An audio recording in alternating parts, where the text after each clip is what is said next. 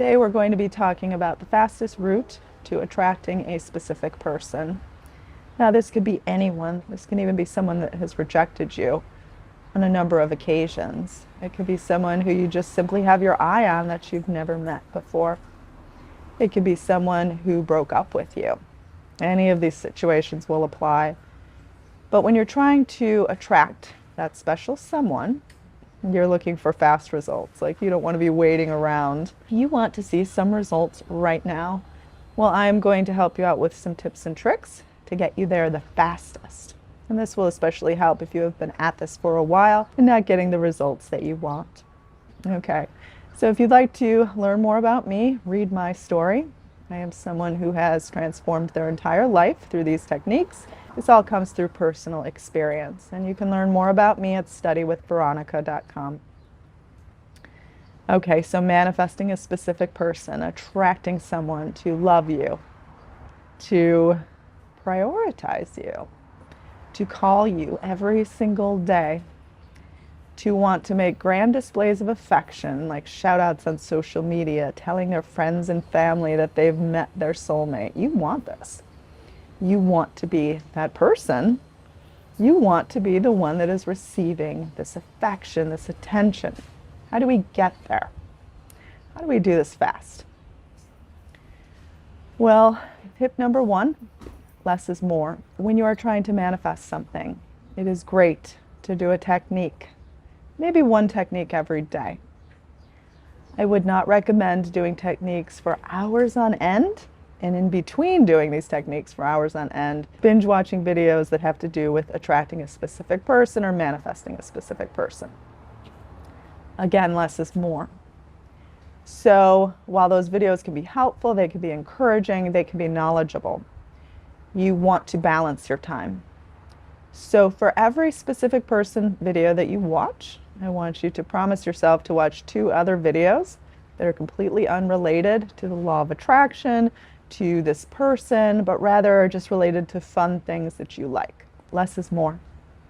We're trying to create a natural environment where this person can suddenly be attracted to you, where this person can suddenly want to be with you in the way that you prefer.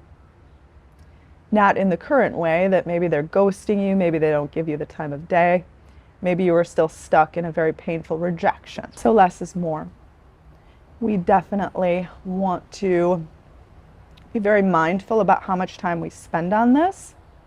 When you learn about manifesting, or when you want to manifest something really badly, you tend to think that the more effort you put in, the more intention you put on something, the faster you will get it.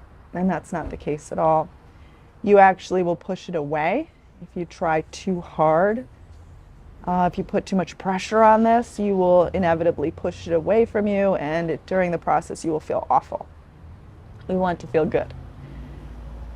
Because as we know, manifesting something, anything, especially a specific person, you have to feel at one with the end result. The end result feels so perfect, so delicious, so fabulous, so incredible, so lovely. So step number one was less is more, making sure that you don't use this as a license to obsess over this person, make it the only focus of your life.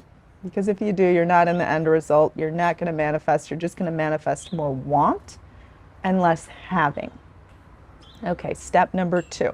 Whenever you are trying to manifest a person, it's totally possible we manifest all of the relationships in our life, including our special someone, including our romantic partner. The easiest way to get someone to match your level of attraction, to mutually want you in the very same way, is to freely allow them to come to you when they're ready. Now, you want to live in the moment of breakthrough right now. So you want to feel like they're already ready, like you are feeling, you are existing in the emotions of what it is like to have someone just want you so badly, be in your presence, want to hear your voice at every single moment, want to know what you're up to. So you feel this. It's a feeling of happiness, of joy, of being the winner. Even though you are existing within this feeling, you still don't do anything physical to prompt them, to show you physical evidence of these feelings that you are existing in. This is sort of, I guess, what you could call the letting go part, because you exist in these feelings, but you don't physically do anything to prompt them. So you don't contact them, you don't show up and flirt and try to push things along. Instead, you freely allow them to come to you and to show up in that way that you are existing in when they are ready. Now, you want to feel like they're already ready, but you need to let the results come entirely to you without any prompting from you. The reason why you're trying to not prompt things is because you trying to prompt something then puts you in the end result of, I don't have this, I have to convince them to feel this way about me. So you're not in the end result. You're in this state of thinking you have to physically do something to bring about the result. So you don't want to do that. Instead, you want to feel 100%, I am in this, I feel like it is mine, I feel like I don't even physically need this person to do anything because I am owning these feelings, I am living in these feelings, I am the one who is appreciated, who is desired, who is being pursued. So this is something you 100% do for you. So you don't need them to do anything to validate this. This is already a feeling you own, you have, you just let them be. So when you can commit to this, and it doesn't even feel like you need this person anymore because you are existing in all of these feelings that you are granting for yourself, you are feeling it so pure, so much like truth in your life, and you just let this person be, that's when they show up in this way. They do all of the things that you were intending upon, and they do more. They do wonderful things that are beyond your wildest dreams. But it's because you didn't need it. You were in it already. You are going to receive what you are. So if you are this, then they have to show up in this way. But if you are in the state of trying to prompt them, then you are not in the state of having, but rather in the state of want. And that brings me to point number 3, to lift yourself of all desperation.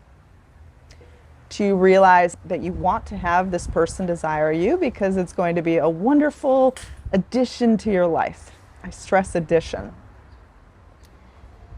Desperation usually comes from thinking this person is going to suddenly bring you happiness, suddenly be the center of your world, fulfill your world, almost give you an identity. You have to have that identity first. We want to relieve ourselves from so much desperation that we invalidate ourselves.